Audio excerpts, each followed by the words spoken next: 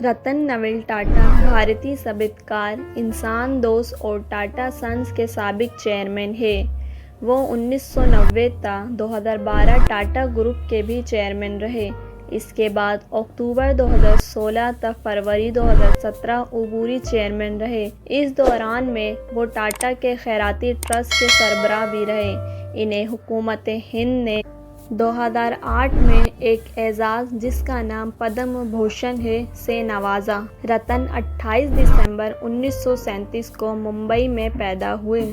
ان کے والد ٹاٹا خاندان کے فرد نول ٹاٹا تھے، مگر رتن ٹاٹا کو ٹاٹا گروپ کے بانی جمشید جی ٹاٹا کے فرزند رتن جی ٹاٹا نے گود لے لیا۔ انہوں نے Cornell university college of architecture سے تعلیم حاصل کی اور ہارورڈ بزنس اسکول سے 1975 ایڈوانس مینجمنٹ پروگرام میں ڈپلومہ کیا۔ انہوں نے 1961 میں ٹاٹا کمپنی میں شمولیت اختیار کی۔ یہ اس وقت ٹاٹا اسٹیل کی ایک دکان میں کام کرتے تھے۔ بعد ازاں وہ 1991 میں JRD ٹاٹا کے استعفاء کے بعد ان کی جگہ لے لی۔ ان کی قیادت میں ٹاٹا چائے نے ٹیٹلی کو خرید لیا اور ٹاٹا موٹرز نے جیگوار لینڈ روور اور ٹاٹا اسٹیل نے کورس کو خرید لیا۔